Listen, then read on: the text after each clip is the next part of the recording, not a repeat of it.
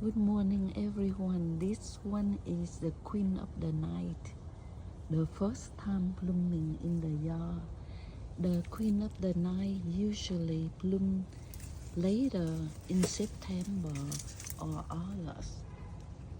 It's different than the rest of the epiphyllum that bloom in the spring.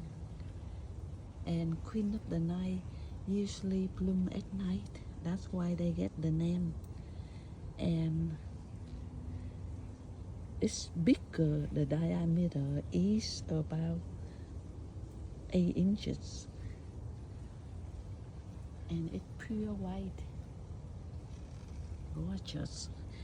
Today I have 2 in the yard.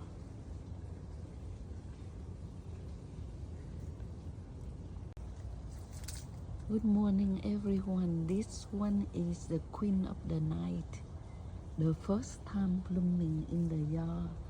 The queen of the night usually bloom later in September or August. It's different than the rest of the epiphyllum that bloom in the spring. And queen of the night usually bloom at night. That's why they get the name.